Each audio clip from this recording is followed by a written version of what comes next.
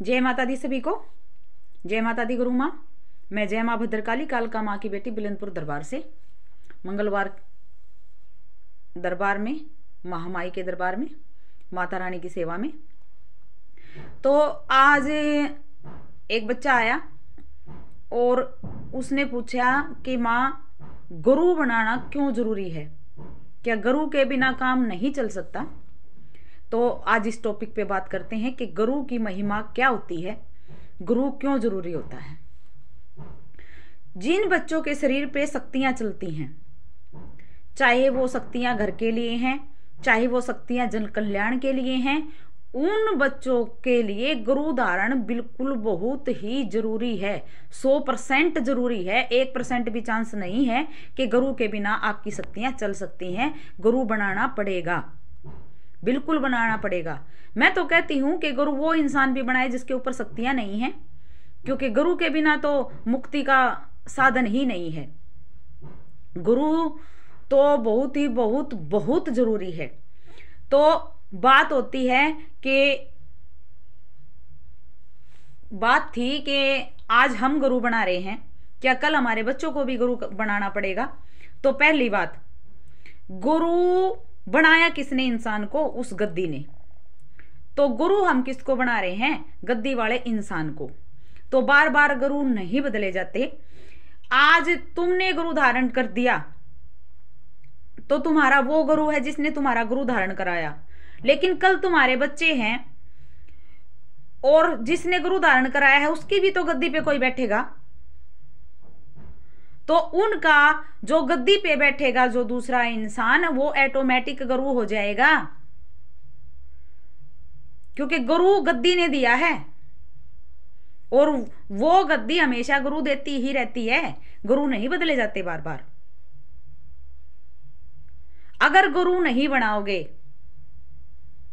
Point समझ लेना। Point था कि बिना गुरु चल नहीं सकता, नहीं चल सकता, क्योंकि शक्तियां जो हैं उनको कंट्रोल गुरु करता है।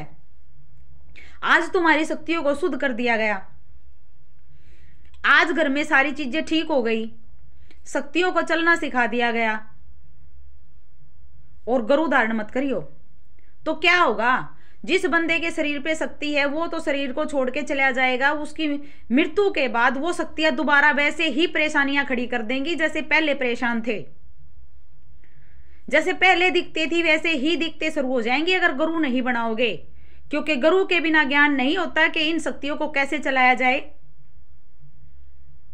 इन शक्तियों से कैसे काम कराया जाए, इस पीढ़ी से अगली पीढ़ी पर कैसे इन शक्तियों को छोड़ा जाए। बिना गुरु के इस ज्ञान को कहां से लेके आओगे? गुरु ही बताएगा। गुरु धारण के बाद गुरु ही बताएगा कि बेटा अब इन शक्तियों को जब हम इस धरती को छोड़ के जाने वाले हैं तो अगली पीढ़ी पर इन शक्तियों को कैसे दें। अगर बिना गुरु के शक्तियां चला रहे हो और ऐसे ही तुम चले गए तो वो शक्तियां तुम्हारी आने वाली पीढ़ियों को ठीक रहने देंगी? नहीं, वैसे ही उथल पुथल मचा देंगी जैसे पीछे मची हुई थी। तो गुरु 100% जरूरी है। जैसे एक इंसान के लिए खाना खाना जरूरी है, वैसे ही शक्तियों वाले जो इंसान हैं उनके लिए गुरु जरूरी है।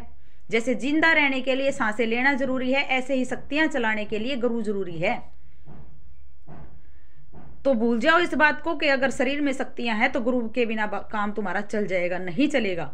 अगर शरीर पे शक्ति है तो गुरु तुम्हें बनाना पड़ेगा, 100% बनाना पड़ेगा। आज तुम नहीं बनाओगे, कल तुम्हारे जो आने वाली पीढ़ियां हैं ना वो दुखी होंगी, वो बनाएंगी।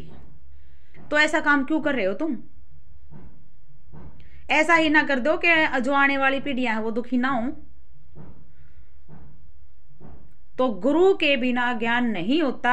गुरु के बिना ये नहीं पता चलता कि इन शक्तियों को कैसे चलाएं। गुरु के बिना नहीं पता चलता कि इन शक्तियों से काम कैसे कराएं। गुरु के बिना नहीं पता चलता कि इन शक्तियों को पीढ़ी दर पीढ़ी कैसे चलाया जाए। और डरने की तो जरूरत होती ही नहीं है। जिनके पास शक्तियां सिर्फ घर घर के लिए हैं उनके लिए तो कोई बड़ी बात ही नहीं है। गुरु धारण करो, नॉर्मल पूजा पाठ करो और एक माला जाप करो और चंगे रहो। लेकिन जिनकी जन कल्याण के लिए गद्दियां हैं, उन्हें तो सिद्धियां करनी पड़ती हैं, साधना करनी पड़ती हैं, वो गुरु के बिना कैसे करोगे? तो गुरु बनाना बहुत ही जरूरी है। गुरु के बिना इस जीवन रूपी भवसागर को कभी पार नहीं किया जा सकता, कभी नहीं किया जा सकता। गुरु की महिमा को समझ लो।